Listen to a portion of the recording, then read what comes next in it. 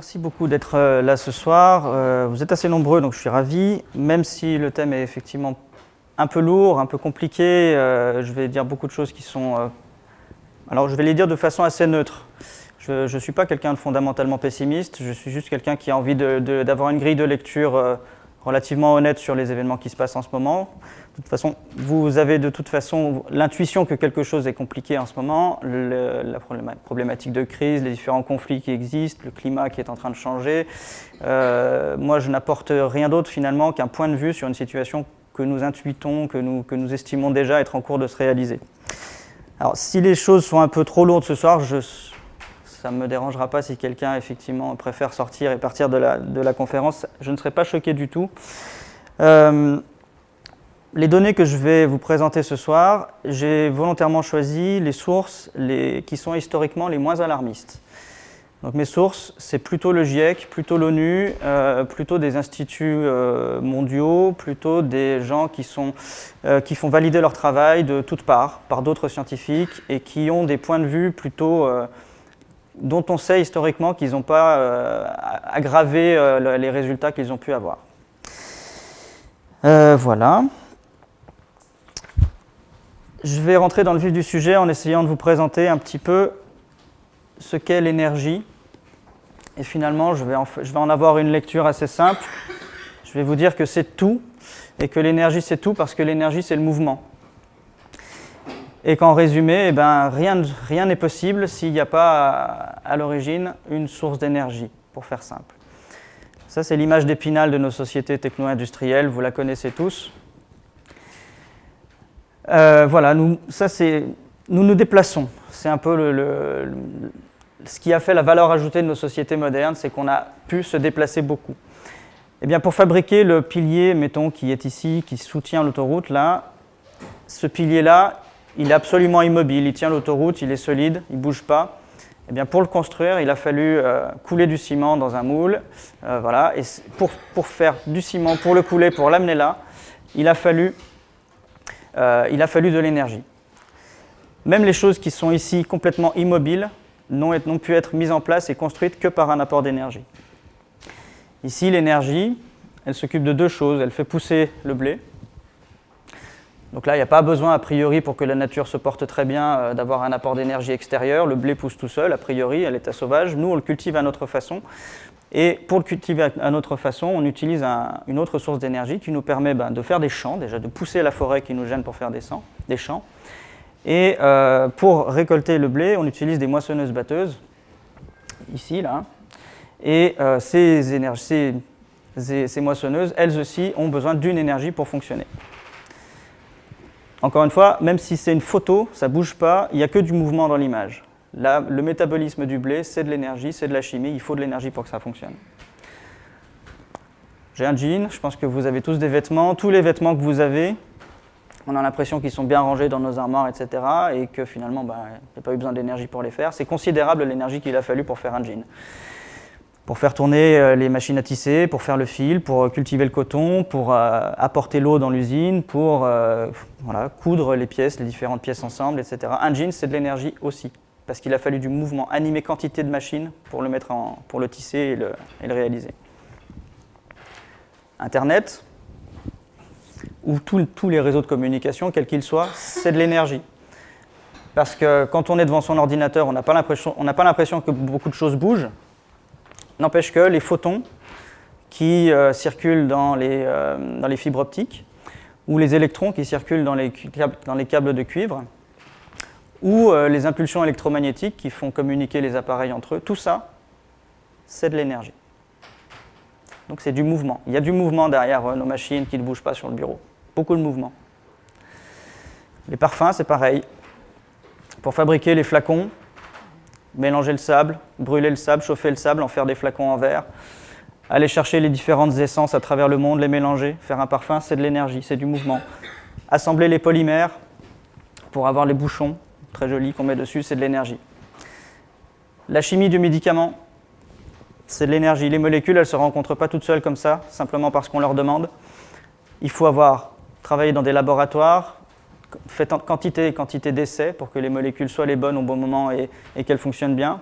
Et pour faire toutes ces opérations chimiques, il faut de l'énergie. Pareil là, la raquette en aluminium.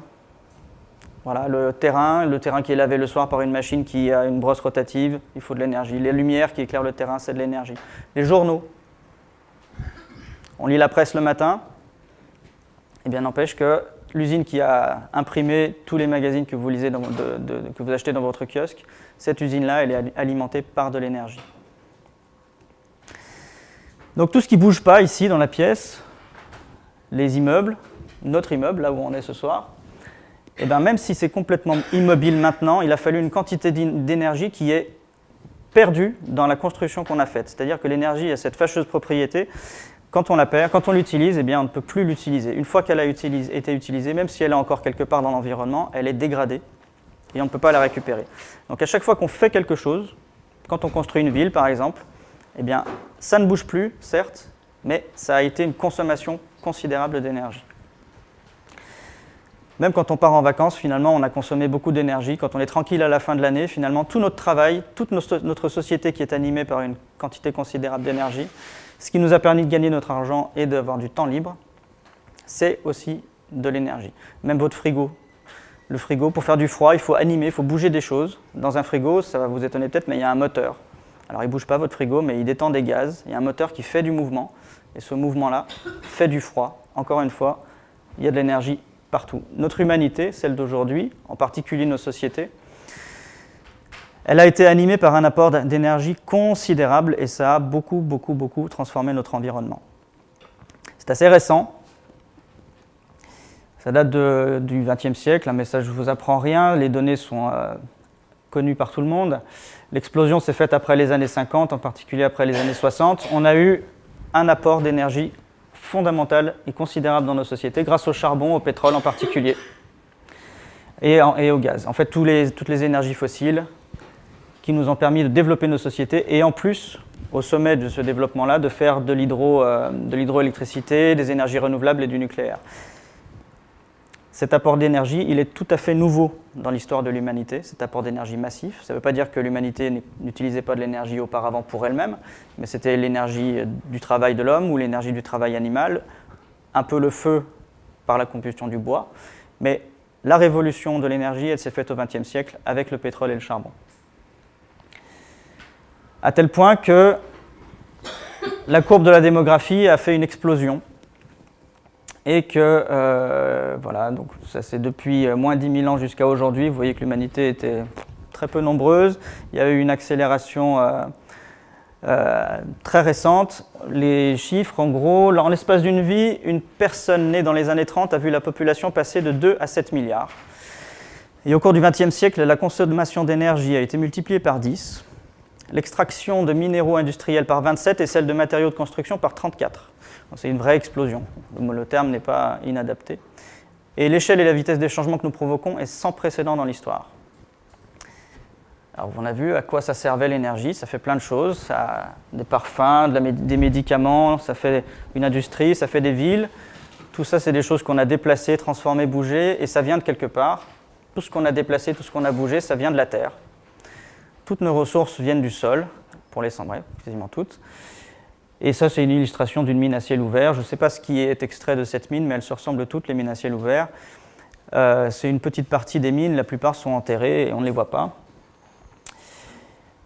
À titre d'exemple, donc l'énergie nous a permis de déplacer une quantité de matière et de transformer une quantité de matière. À titre d'exemple, une voiture banale, une voiture d'une tonne 5, c'est un déplacement de 100 tonnes de matériaux. Donc je reviens sur l'image précédente, il faut imaginer que là on a pris 100 tonnes de matériaux, imaginez le volume que ça peut faire, et grâce à un apport d'énergie considérable, on en a fait des voitures. Une voiture, c'est 100 tonnes. Vous regardez dans la rue, combien il y a de voitures, combien de fois il y a 100 tonnes dans la rue. Un ordinateur portable, c'est 300 kg, là, ce petit appareil qui est ici, il a fait se déplacer 300 kg. Donc imaginez cette masse, 300 kg, vous ne pouvez pas la porter tout seul, et c'est un apport d'énergie extérieure, donc ce n'est pas la force de l'homme, c'est un apport d'énergie extérieure qui vous a permis de déplacer et transformer 300 kg. Pardon. Une montre, c'est 20 kg. Il y en a une là sur la table, c'est tout léger, hein, ça pèse quelques grammes. Eh bien une montre, c'est 20 kg de matière première qu'on a sorti de là et transformée. Et puis, cet apport d'énergie considérable au XXe siècle, il nous a fait transformer notre environnement naturel. Alors, on a poussé les forêts, on en a enlevé beaucoup, on en enlève encore beaucoup, même si effectivement, globalement, la végétation semble reprendre un peu. En tout cas, là où il y a encore des forêts, elles sont encore surexploitées. Ça, je ne vous apprends rien. Alors, à la place des forêts, on a fait des champs et on y a mis des animaux, des vaches, des cochons, des moutons. Il y a 10 000 ans, la biomasse cumulée des animaux d'élevage et des êtres humains représentait 0,1% de la biomasse totale des mammifères terrestres. Donc le poids des animaux, avec une colonne vertébrale, donc comme nous, c'était, voilà, les animaux d'élevage et nous, c'était 0,1%. Aujourd'hui, les animaux d'élevage, c'est 60%, et si on nous rajoute, notre masse, ça fait 90%. Alors l'image, c'est celle-ci, je ne sais pas si vous la voyez bien. Ça, c'est 10 000 ans dans le passé. C'est la biomasse de vertébrés sur Terre, ce volume-là. Aujourd'hui, on voit à peine le trait ici. Donc, cette biomasse-là, c'est qui? C'est des gazelles, des girafes, des lions, des chimpanzés, des singes, tout ce que vous imaginez qu'il y a une colonne vertébrale. Il y a 10 000 ans, c'était ce volume-là, cette biomasse-là. Aujourd'hui, c'est plus que ça, et surtout, on l'a remplacé par tout ça. Tout ça, c'est les animaux d'élevage, et nous en haut. Donc là, vous avez les vaches, les cochons, la volaille, etc. J'en reviens à l'énergie. Ici, le biotope qui faisait vivre ces animaux-là, c'était un apport d'énergie qui est simplement l'apport d'énergie du soleil. Donc il faut imaginer que ce système-là, il était optimisé pour consommer l'énergie du soleil. Ça fonctionnait très bien et ça faisait cette biomasse-là. Donc nous, on a réduit, mais on est bien au-dessus en termes de biomasse, de ce niveau d'être vivant. On en a fabriqué beaucoup plus, entre guillemets.